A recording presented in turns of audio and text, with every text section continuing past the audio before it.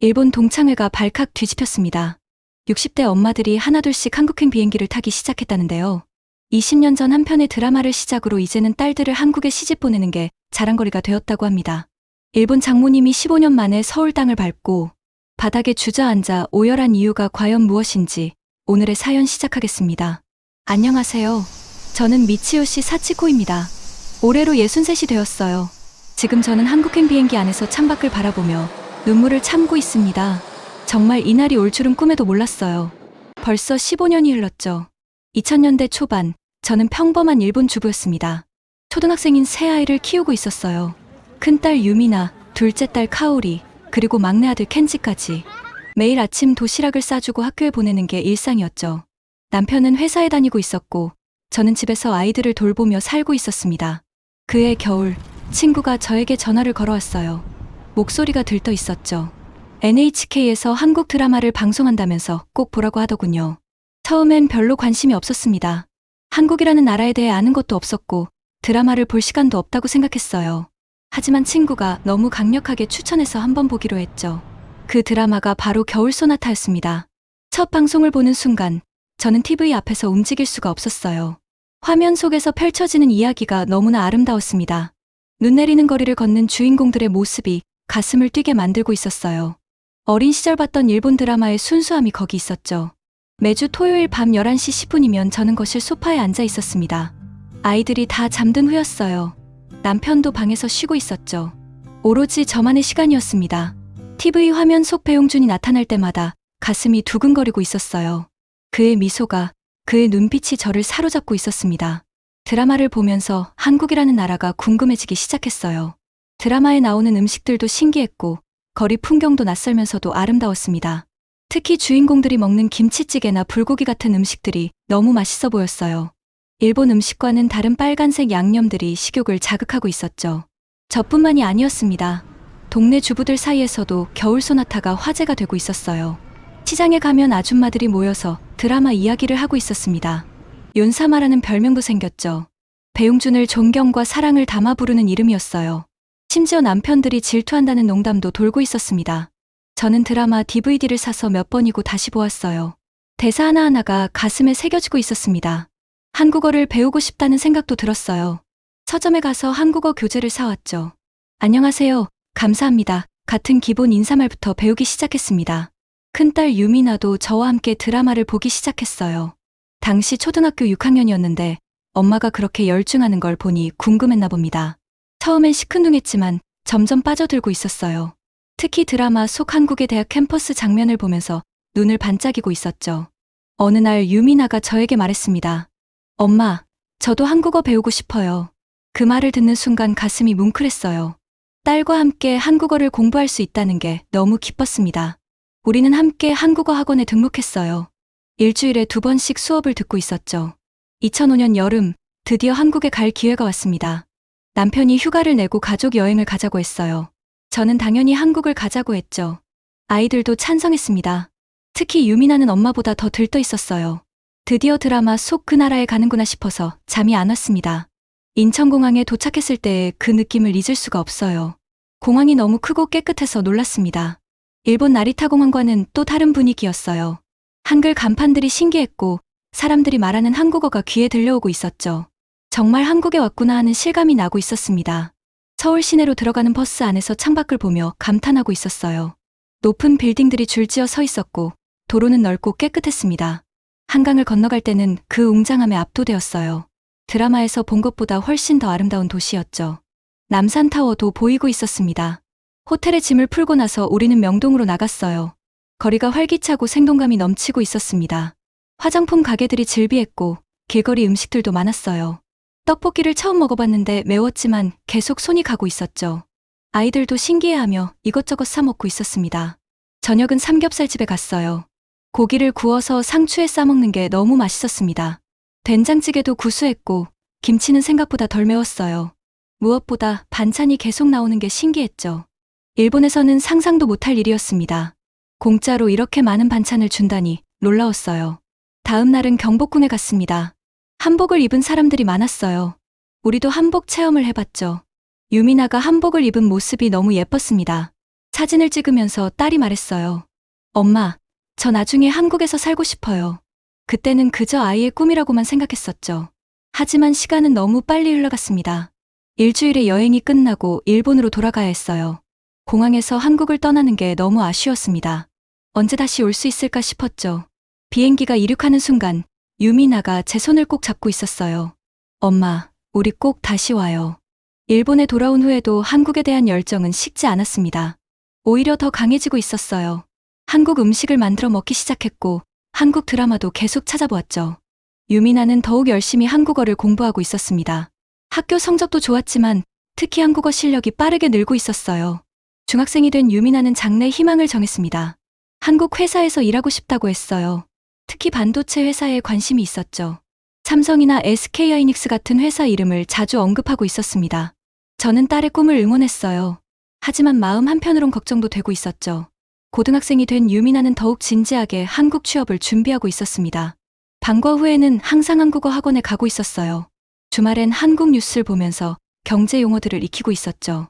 저도 옆에서 같이 공부하면서 딸을 도와주고 있었습니다. 그런 딸의 모습이 대견하면서도 걱정스러웠어요. 대학 입시를 앞두고 유미나는 국제경영학과를 선택했습니다. 한국 기업에서 일하려면 경영학을 알아야 한다고 했어요. 열심히 공부한 끝에 도쿄의 명문대학에 합격했죠. 합격 통지서를 받던 날 유미나가 저를 꼭 안으며 말했습니다. 엄마, 이제 한국 회사 취직에 한 발짝 더 가까워졌어요. 대학생활 4년 동안 유미나는 정말 열심히 살았어요. 한국어 능력 시험 최고급을 취득했고 교환학생으로 서울에서 1년을 보내기도 했습니다. 그 1년 동안 딸은 완전히 달라져서 돌아왔어요. 한국 친구들도 많이 생겼고 한국 생활에 완전히 적응한 모습이었죠. 김치도 너무 잘 먹고 있었습니다. 2018년 드디어 유미나가 한국 반도체 회사의 일본 지사에 취직했습니다. 해외 영업팀이었어요. 면접을 보러 가던 날 아침, 저는 딸을 위해 정성껏 도시락을 싸주었죠. 잘 다녀와. 넌 할 수 있어.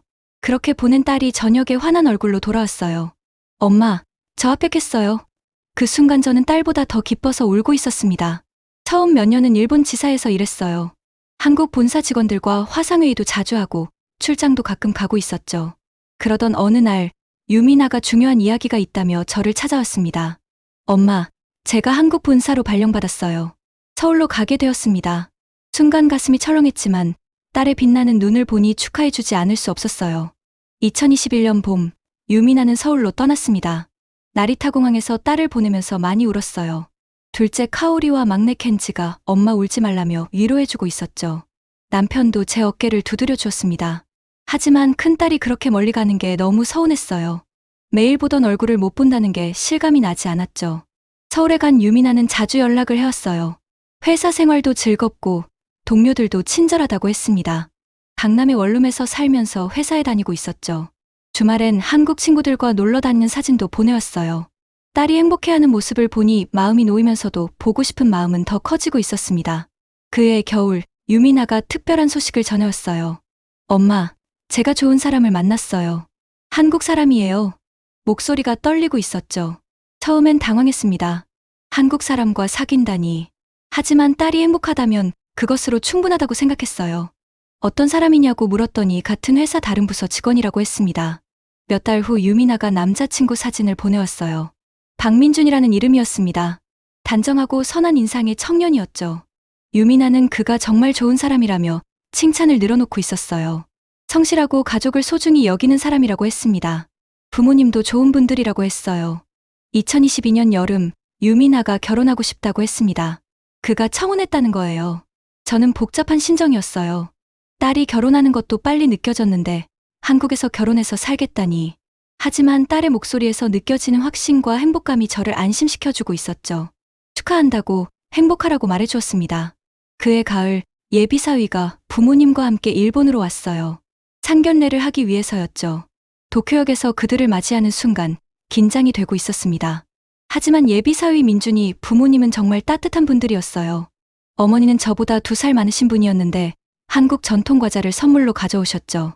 아버지도 온화한 미소를 띠고 계셨습니다. 호텔 레스토랑에서 식사를 하면서 많은 이야기를 나눴어요. 예비사돈부인께서 일본어를 조금 하셔서 대화가 수월했습니다.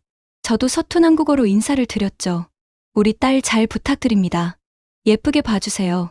그러자 예비사돈부인께서 제 손을 잡으며 말씀하셨어요. 유미나는 정말 좋은 딸이에요. 저희가 더 고맙습니다. 결혼식 날짜가 정해졌습니다. 2023년 5월 서울에서 하기로 했어요.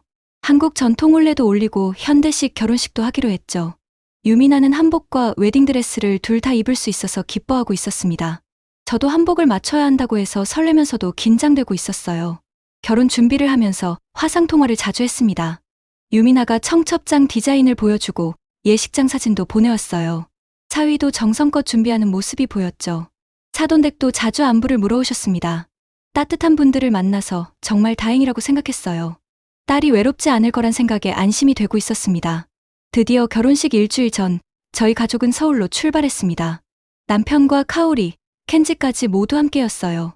15년 만에 다시 찾는 서울이었죠. 공항에서 유미나가 마중 나와 있었습니다. 엄마, 하고 달려오는 딸을 안으면서 눈물이 났어요. 많이 보고 싶었구나. 얼굴이 더 예뻐진 것 같았습니다. 사위 민준도 함께 나와 있었어요. 어머님, 아버님, 안녕하세요. 정중하게 인사하는 모습이 듬직했죠. 카오리와 켄지에게도 다정하게 대해줬습니다. 처남, 처제라고 부르며 선물도 준비해왔어요. 첫 만남부터 가족 같은 느낌이 들었습니다. 이 사람이라면 우리 딸을 맡길 수 있겠다 싶었어요. 호텔로 가는 길에 창밖을 보니 서울이 정말 많이 변해 있었습니다. 더 높은 빌딩들이 생겼고 거리는 더욱 깨끗해져 있었어요. 한강 다리도 예전보다 많아진 것 같았죠. 15년 사이에 이렇게 발전했다니 놀라웠습니다. 한국이 정말 대단한 나라가 되었구나 하는 생각이 들고 있었어요. 그날 저녁은 민준 씨 부모님 댁에서 식사를 했습니다. 아파트였는데 넓고 깨끗했어요. 어머니께서 정성껏 한국 음식을 준비해 주셨죠. 갈비찜, 잡채, 각종 전, 김치 종류만 4가지였습니다. 일본에서는 상상도 못할 푸짐한 상차림이었어요.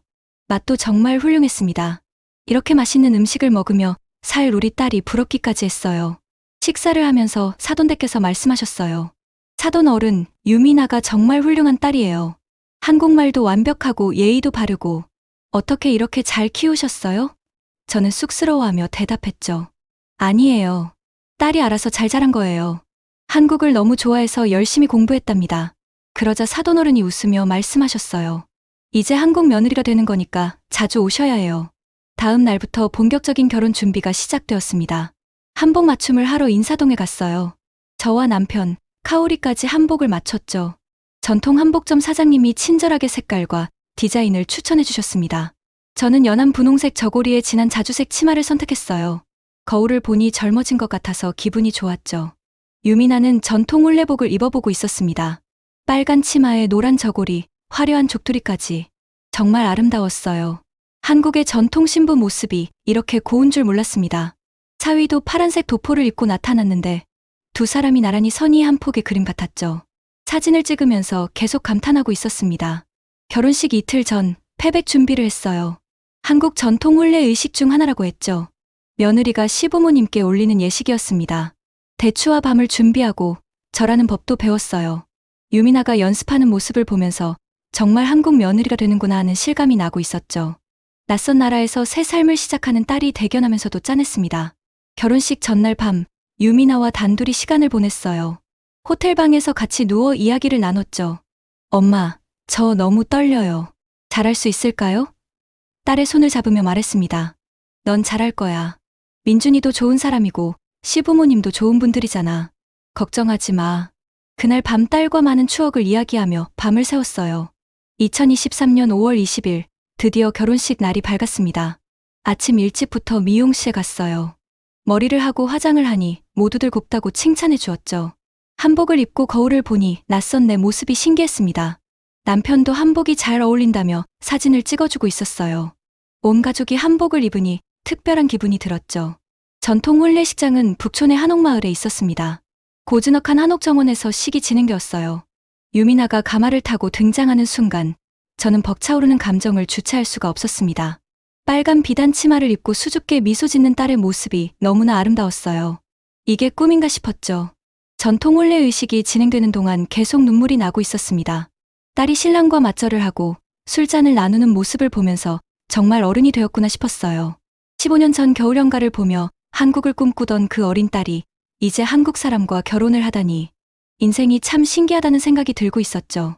패백 시간에는 더 많이 울었습니다. 유미나가 시부모님께 절을 올리고 대추와 밤을 받는 모습을 보면서요. 시어머니가 유미나를 안아주시며 우리 딸 됐네. 고생했어 하고 말씀하시는데 저까지 뭉클했어요. 그 다음은 저희 차례였죠. 딸이 저와 남편에게 절을 올릴 때 그동안 키워주셔서 감사합니다 하는데 목이 메어 아무 말도 할 수가 없었습니다. 오후에는 호텔에서 현대식 결혼식이 있었어요. 유미나가 새하얀 웨딩드레스를 입고 나타났을 때 또 한 번 놀랐습니다. 정말 예쁜 신부였어요. 사위도 턱시도가 잘 어울렸죠. 두 사람이 행진곡에 맞춰 입장하는 모습이 영화 같았습니다. 하객들도 많이 왔는데 회사 동료들과 친구들이 축하해주고 있었어요. 주례 없이 진행된 예식이 신선했습니다. 두 사람이 직접 쓴 편지를 읽어주는 시간이 있었어요. 사위가 유미나에게 보내는 편지를 읽을 때 당신을 만나 제 삶이 더욱 풍요로워졌습니다. 평생 사랑하고 아끼겠습니다 라고 하는데 정말 진심이 느껴졌죠. 유미나도 울먹이며 답장을 읽고 있었습니다. 축가 시간에는 유미나 친구가 한국 노래를 불렀어요. 그런데 놀랍게도 그 노래가 겨울연가 주제곡이었습니다. 처음부터 지금까지라는 노래였죠. 유미나가 엄마를 위해 특별히 준비한 거라고 나중에 알려주었어요. 그 노래를 들으면서 15년 전 일본에서 드라마를 보던 기억이 떠올랐습니다. 그때는 이런 날이 올 줄 정말 몰랐었죠. 피로연에서는 더 편안한 분위기로 진행되었어요. 한국 음식과 일본 음식이 함께 준비되어 있었습니다. 케이크 커팅도 하고 샴페인도 마셨죠. 사위 친구들이 축하 공연도 해주었어요. 모두가 행복해하는 모습을 보니 저도 덩달아 기뻐지고 있었습니다. 정말 좋은 결혼식이었어요. 저녁 무렵 유미나가 저를 조용히 불렀습니다. 엄마, 정말 고마워요. 엄마가 한국을 좋아하지 않았다면 제가 여기까지 올 수 없었을 거예요. 엄마 덕분이에요. 그 말을 듣는 순간 그동안 참았던 눈물이 왈칵 쏟아졌어요. 딸을 꼭 안으며 말했죠. 아니야, 내가 스스로 선택한 길이야. 행복하게 살아. 그게 엄마 소원이야. 결혼식이 끝나고 이틀 뒤 저희는 일본으로 돌아가야 했습니다. 공항에서 작별 인사를 할 때가 제일 힘들었어요. 이제 딸은 완전히 한국 사람이 되었구나 하는 생각이 들었죠. 사위 민준도 저희를 배웅하며 자주 놀러 오세요. 언제든 환영입니다 하고 말해주었습니다. 착한 사위를 둬서 마음이 놓였어요. 비행기 안에서 남편이 제 손을 잡아주었습니다. 수고했어. 유미나도 좋은 사람 만나서 다행이야. 자주 만나러 가면 되잖아. 그 말에 고개를 끄덕였지만 마음 한구석은 여전히 서운했어요. 하지만 딸이 행복하다면 그것으로 충분하다고 스스로를 위로했죠. 창밖으로 멀어지는 서울을 바라보며 마음속으로 기도했습니다. 우리 딸 행복하길. 일본으로 돌아온 후 일상은 계속되었습니다. 하지만 뭔가 허전한 느낌이 들고 있었어요. 큰딸이 없는 집이 이렇게 조용할 줄 몰랐죠. 유미나 방은 그대로 두었습니다. 가끔 들어가서 딸이 쓰던 물건들을 보며 추억에 잠기고 있었어요. 책상 위에 놓인 한국어 교재를 보면 함께 공부하던 시절이 떠올랐죠. 유미나는 일주일에 두세 번씩 영상통화를 해왔어요. 신혼생활이 행복하다고 했습니다. 남편 민준이 요리도 잘하고 집안일도 도와준다고 자랑하고 있었죠. 시부모님도 자주 반찬을 해다 주신다고 했어요. 김치는 시어머니가 담가주신 걸 먹는다면서 맛있다고 했습니다. 딸이 잘 지내는 것 같아 안심이 되었어요. 어느 날 유미나가 특별한 소식을 전해왔습니다. 엄마, 저 임신했어요. 순간 머리가 하얘졌어요. 벌써 할머니가 되는 건가 싶었죠. 축하한다며 기뻐했지만 곁에서 돌봐주지 못하는 게 마음에 걸렸습니다. 몸 조심하라고 무리하지 말라고 몇 번이나 당부했어요. 사위 민준도 전화를 받아 잘 돌보겠다고 약속해 주었죠. 임신 기간 동안 저는 안절부절 못했어요. 딸이 입덧을 한다고 하면 걱정되고 병원 검진 결과를 기다리는 동안은 초조했습니다. 한국 음식이 잘 맞지 않을 때도 있다고 해서 일본 음식을 택배로 보내주기도 했어요. 시어머니께서 잘 챙겨주신다고 했지만 엄마 마음은 늘 불안했죠. 2024년 봄, 유미나가 아들을 낳았습니다. 건강한 남자아이였어요. 이름은 하준이라고 지었죠. 한국 이름과 일본 이름을 합쳐서 지은 거라고 했습니다. 영상통화로 처음 본 하준이는 정말 예쁘게 생겼어요. 아빠를 닮아 눈이 크고 유미나를 닮아 코가 오뚝했죠. 벌써 보고 싶어서 견딜 수가 없었습니다. 하준이가 100일이 되던 날, 저희 가족은 다시 서울을 방문했어요. 공항에 마중 나온 유미나가 하준이를 안고 있었습니다. 할머니다 하고 다가가는 순간 하준이가 방긋 웃어주었어요. 그 미소에 온몸이 녹아내리는 것 같았죠. 조심스럽게 안아보니 정말 가벼우면서도 따뜻했습니다. 우리 손자, 할머니야. 반가워. 유미나네 집은 강남의 아파트였어요. 넓고 깨끗했고 아기 용품들이 잘 정리되어 있었죠. 거실에는 하준이 사진이 가득했습니다. 민준 씨가 저희를 위해 방도 준비해놨어요. 언제든 오셔서 편하게 지내시라고 했죠. 사위의 세심한 배려가 고마웠습니다. 우리 딸이 정말 좋은 사람을 만났구나 싶었어요. 백일잔치는 시부모님 댁에서 했습니다. 양가 친척들이 모여서 축하해 주었어요. 한국 전통 백일상이 차려져 있었는데 백설기와 수수팥떡, 과일들이 예쁘게 놓여 있었죠. 하준이는 한복을 입고 있었는데 너무 귀여웠어요. 돌잡이 연습도 시켜보니 연필을 잡더라고요. 공부를 잘할 것 같다며 모두 웃었습니다. 일주일 동안 서울에 머물면서 많은 것을 경험했어요. 한국의 육아 문화가 일본과는 많이 다르더라고요. 산후조리원이라는 시설이 있다는 것도 신기했고 아기 용품들도 더 다양했습니다. 무엇보다 온 가족이 육아에 참여하는 모습이 인상적이었어요.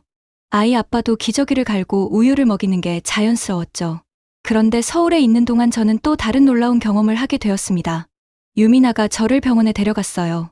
한국은 건강검진이 정말 좋다면서 종합검진을 받아보라고 했죠. 하루 만에 모든 검사를 끝낼 수 있었습니다.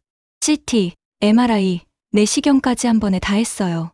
일본에서는 상상도 못할 일이었죠. 가격도 합리적이었습니다. 더 놀라운 건 피부과 치료였어요. 나이 들면서 생긴 기미와 잡티가 신경 쓰였는데 유미나가 강남의 유명한 피부과에 데려갔습니다. 레이저 치료를 받았는데 정말 효과가 좋았어요. 일주일 만에 얼굴이 환해졌죠. 일본 친구들이 보면 놀랄 것 같았습니다. 한국의 미용의학이 이렇게 발달했다니 감탄스러웠어요.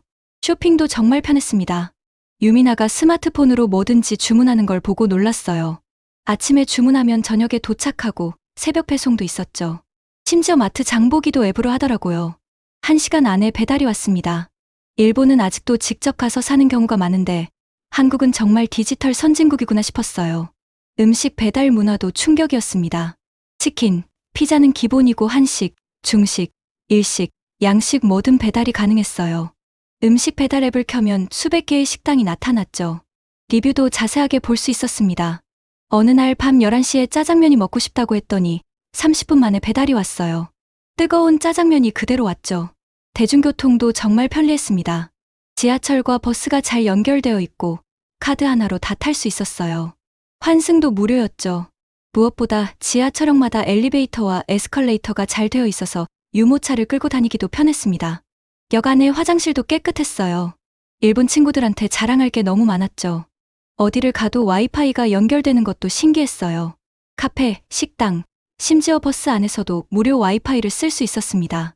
일본은 아직도 와이파이 찾기가 힘든데 한국은 정말 인터넷 강국이구나 싶었죠. 유미나가 모든 관공서 일도 온라인으로 처리한다고 하니 더욱 놀라웠습니다. 일주일이 금방 지나갔어요. 떠나기 전날 유미나가 말했습니다.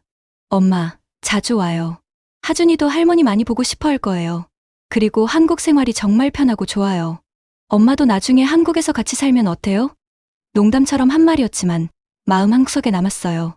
정말 한국에서 살면 어떨까 하는 생각이 들었죠.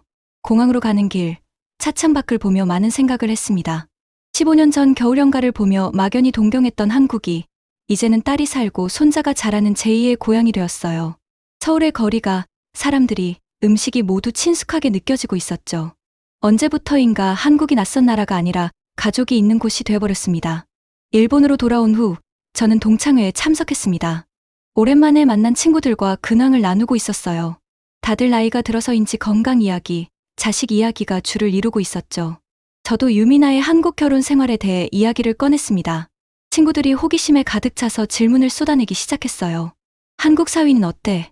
한국 생활은 어떻대? 저는 서울에서 경험한 것들을 하나하나 이야기했습니다. 종합검진을 하루 만에 끝낸 것, 피부과에서 기미 치료를 받은 것, 새벽 배송과 로켓 배송 같은 빠른 택배 시스템, 스마트폰으로 모든 걸 해결하는 디지털 문화. 친구들은 입을 다물지 못하고 있었어요. 정말이야? 한국이 그렇게 발전했어. 믿기지 않는다는 표정들이었죠. 특히 야마모토 에츠코가 관심을 보였습니다. 에츠코도 저처럼 겨울연가 팬이었거든요. 우리 딸 마유미도 한국에 관심이 많아. K-팝 아이돌 좋아하고 한국 드라마도 매일 봐. 한국 회사에 취직하고 싶다고 하는데 어떻게 해야 할까? 저는 유미나가 준비했던 과정을 자세히 알려주었어요. 한국어 공부부터 시작하라고 조언했죠. 그날 이후로 에츠코는 자주 연락을 해왔습니다. 딸 마유미가 정말로 한국 취업을 준비한다고 했어요. 한국어 학원에 등록했고 토픽 시험도 준비하고 있다고 했죠. 저는 유미나한테 부탁해서 한국 회사 정보나 취업 팁 같은 걸 전달해 주었습니다. 에츠코는 정말 고마워하며 딸이 꼭 성공했으면 좋겠다고 했어요. 또 다른 친구 다나카 요시코도 비슷한 이야기를 했습니다. 둘째 딸 사유리가 한국 화장품 회사에서 일하고 싶어 한다는 거예요. 한국 화장품이 일본에서도 인기가 많잖아요. 쿠션 파운데이션이나 달팽이 크림 같은 제품들이 큰 인기를 끌고 있었죠. 사유리는 뷰티 유튜버로 활동하면서 한국 제품을 많이 소개하고 있다고 했습니다. 저는 다시 한번 한국의 발전상을 설명했어요. 강남 거리를 걷다 보면 피부과와 성형외과가 즐비하고 화장품 매장도 엄청 많다고. 일본보다 미용 산업이 훨씬 발달했다고 했죠. 그리고 한국 회사들이 글로벌 인재를 많이 뽑고 있으니 도전해보라고 격려했습니다. 요시코는 딸한테 꼭 전하겠다며 고마워했어요. 몇 달 후 놀라운 소식이 들려왔습니다. 에츠코의 딸 마유미가 한국의 엔터테인먼트 회사에 합격했다는 거예요. 일본 마케팅 담당자로 채용되었다고 했죠. 에츠코는 너무 기뻐서 울면서 전화를 했어요. 사치코 덕분이야. 내가 용기를 줘서 우리 딸이 꿈을 이룰 수 있었어. 정말 고마워. 저도 뭉클해지면서 축하한다고 했습니다. 그 다음은 요시코의 딸 사유리였어요. 한국의 유명 화장품 회사 일본 지사에 취직이 확정되었다고 했습니다. 나중에 본사 연수도 가게 될 거라고 했죠. 요시코도 감격해하며 말했어요. 한국이 이렇게 좋은 기회를 주는 나라인지 몰랐어. 사치코 내 이야기를 듣고 딸한테 적극 추천했는데 정말 잘한 것 같아. 또 다른 동창 하세가와 미치코도 관심을 보이기 시작했습니다. 큰딸 유카가 대학에서 한국어를 전공하고 있다고 했어요. 교환학생으로 서울에 가고 싶어 한다는 거였죠. 저는 유미나가 교환학생 시절에 겪었던 좋은 경험들을 이야기해 주었습니다. 한국 대학생들이 친절하고 캠퍼스 문화도 활발하다고 했어요. 미치코는 딸한테 꼭 도전해보라고 하겠다고 했죠. 시간이 지나면서 동창들 사이에서 한국이 화제의 중심이 되었어요. 모임 때마다 한국 이야기가 나왔죠. 누구는 한국 드라마 최신작을 봤다고 하고, 누구는 한국 음식을 만들어봤다고 자랑하고, 김치 담그는 법을 배우러 다니는 친구도 생겼어요. 한국 여행을 계획하는 친구들도 많아졌습니다. 제가 마치 한국 홍보대사가 된 것 같았어요. 2024년 가을, 에츠코의 딸 마유미가 한국으로 떠났습니다. 공항에서 배웅하는 에츠코의 모습이 15년 전 유미나를 보낼 때의 제 모습과 겹쳐 보였어요. 걱정스러우면서도 자랑스러운 그 마음을 저는 너무 잘 알고 있었죠. 에츠코가 제 손을 잡으며 말했습니다. 사치코, 너처럼 나도 곧 한국에 딸 만나러 가게 되겠지. 저는 고개를 끄덕이며 그럴 거라고 대답했어요. 그해 겨울, 요시코의 딸 사유리도 한국 본사 연수를 떠났습니다. 3개월 동안 서울에서 지내게 된다고 했어요. 요시코는 딸이 한국 생활을 너무 즐거워한다며 자랑했죠. 회사 사람들이 친절하고 일도 배울 게 많다고, 특히 한국의 빠른 일처리 속도와 창의적인 마케팅에 감탄한다고 했습니다. 저도 그 이야기를 들으며 한국의 역동성을 다시 한번 느꼈어요. 하세가와 미치코의 딸 유카도 교환학생으로 서울에 갔습니다. 연세대학교에서 1년 동안 공부하게 되었다고 했어요. 미치코는 딸이 보내온 사진을 자랑스럽게 보여주었죠. 캠퍼스가 아름답고 기숙사도 깨끗하다고, 한국 친구들과 찍은 사진도 많았어요. 유카가 한국 생활에 잘 적응하고 있는 것 같아서 다행이었습니다. 어느덧 우리 동창회는 한국 자녀 자랑 모임이 되어가고 있었어요. 누구는 딸이 한국 회사 인턴십을 한다고 하고, 누구는 아들이 한국 기업과 거래하는 일본 회사에 들어갔다고 자랑했죠. 20년 전만 해도 상상도 못했던 일이었습니다. 한국이 이렇게 매력적인 나라가 될 줄 누가 알았겠어요. 저는 가끔 생각합니다. 만약 그때 겨울연가를 보지 않았다면 어땠을까? 한국에 관심을 갖지 않았다면 유미나도 다른 길을 걸었을까? 인생은 참 신기해요. 작은 계기가 큰 변화를 만들어내죠. 한 편의 드라마가 제 인생을, 그리고 딸의 인생을 완전히 바꿔놓았으니까요. 이제는 손자 준이의 인생까지 이어지고 있죠. 동창들도 비슷한 이야기를 합니다. 한국 문화를 접하면서 자녀들의 시야가 넓어졌다고, 일본만 바라보던 아이들이 이제는 세계를 보게 되었다고 했어요. 특히 한국의 도전 정신과 빠른 변화 속도를 보면서 많이 배운다고 했죠. 우리 세대는 몰랐던 새로운 가능성을 아이들이 발견하고 있는 거예요. 그게 부모로서 가장 기쁜 일이었습니다. 2025년 봄, 유미나가 둘째를 임신했다는 소식을 전해왔습니다. 이번엔 딸이라고 했어요. 하준이가 오빠가 되는 거죠. 벌써 두 아이의 할머니가 되다니 실감이 나지 않았습니다. 유미나는 이번엔 엄마가 꼭 와서 산후조리를 도와달라고 했어요. 한국의 산후조리원도 좋지만 엄마 손길이 그립다고 했죠. 물론이지, 당연히 가야지 하고 대답했습니다. 그 무렵 에츠코한테서도 놀라운 소식이 왔어요. 딸 마유미가 한국 남자친구가 생겼다는 거였습니다. 회사 선배라고 했어요. 에츠코는 복잡한 심정이라고 했죠. 저는 그 마음을 충분히 이해할 수 있었습니다. 3년 전 제가 겪었던 그 감정이었으니까요. 하지만 좋은 사람이라면 괜찮지 않겠냐고 위로했어요. 시간이 지나면 다 받아들이게 된다고 했죠. 2025년 여름, 유미나가 딸을 낳았습니다. 이름은 하나라고 지었어요. 예쁜 꽃처럼 자라라는 의미였죠. 저는 출산 2주 전부터 서울에 와 있었습니다. 이번엔 한 달 이상 머물 계획이었어요. 남편도 일주일 휴가를 내고 함께 왔죠. 하준이가 할아버지 할머니를 알아보고 반가워하는 모습이 너무 귀여웠습니다. 산후조리원에서 2주를 보낸 유미나가 집으로 돌아왔을 때 저는 본격적으로 살림을 도왔습니다. 한국식 미역국도 끓여주고 일본식 산후 음식도 만들어 주었어요. 시어머니와 함께 육아를 하면서 많은 이야기를 나눴죠. 처음엔 언어가 서툴러 어색했지만 손자들을 돌보는 마음은 똑같았어요. 우리는 금세 친해지고 있었습니다. 서울에 머물면서 저는 다시 한번 한국의 변화를 실감했어요. 자길본보다 훨씬 빠르게 미래가 다가오고 있는 것 같았죠. 정말 놀라운 나라였습니다. 어느 날 사위 민준이 특별한 제안을 했어요. 어머님, 아버님도 은퇴하시면 한국에서 같이 사시는 건 어떠세요? 요즘 일본 시녀분들이 한국에서 사는 경우가 많다고 들었어요. 의료시설도 좋고 물가도 합리적이고 무엇보다 손자들 가까이 계실 수 있잖아요. 순간 가슴이 뛰기 시작했습니다. 정말 그럴 수 있을까요? 생각해보겠다고 대답했지만 마음은 이미 기울고 있었어요. 한 달간의 서울 생활을 마치고 일본으로 돌아왔을 때 저는 남편과 진지한 대화를 나눴습니다. 사위의 제안에 대해 어떻게 생각하냐고 물었죠. 남편도 긍정적이었어요. 손자들 크는 거 보고 싶고 한국 생활도 나쁘지 않을 것 같다고 했습니다. 아직 결정한 건 아니지만 진지하게 고민해보기로 했어요. 인생의 새로운 장을 열 수도 있겠다는 생각이 들었죠. 가을이 되자 동창회가 열렸습니다. 이번엔 특별한 모임이었어요. 한국에 자녀를 둔 엄마들의 모임이었죠. 에츠코, 요시코, 미치코, 그리고 새롭게 2명이 더 합류했습니다. 모두 딸이나 아들이 한국과 인연을 맺고 있는 사람들이었어요. 우리는 한국 이야기로 밤을 새웠습니다. 각자의 경험을 나누고 정보를 공유하고 미래 계획도 이야기했죠. 에츠코가 흥분해서 말했어요. 마유미가 정말 결혼하게 될 것 같아. 남자친구가 정말 좋은 사람이래. 부모님도 뵀는데 너무 따뜻하게 대해주셨다고. 나도 곧 서울에 가서 만나기로 했어. 요시코도 거들었습니다. 사유리는 아직 결혼 생각은 없지만 한국 생활이 너무 좋대. 회사에서 정규직 제안을 받았다고 해. 완전히 한국에 정착할 생각인가 봐. 미치코도 기쁜 소식을 전했어요. 유카가 한국대학원에 진학하기로 했대. 장학금도 받았다고. 한국학을 전공해서 나중에 교수가 되고 싶다는 거야. 정말 대단하지 않니? 새로 합류한 친구들도 각자의 이야기를 들려주었습니다. 한 친구는 아들이 한국 게임 회사에 취직했다고 했고, 다른 친구는 딸이 한국 패션 브랜드에서 일한다고 자랑했어요. 우리는 약속했습니다. 다음엔 모두 함께 서울에서 만나자고. 각자의 자녀들도 만나고 한국을 제대로 여행해보자고 했어요. 그리고 정보를 계속 공유하면서 서로 도와주기로 했죠. 한국 엄마들 모임이라고 이름도 지었습니다. 20년 전 겨울연가를 보며 꿈꾸던 우리들이 이제는 한국과 깊은 인연을 맺게 되었다는 게 신기하면서도 감격스러웠어요. 집으로 돌아오는 길, 저는 많은 생각을 했습니다. 인생이 참 재미있다고. 예상치 못한 길로 흘러가면서도 결국은 행복한 결과를 만들어낸다고 말이에요.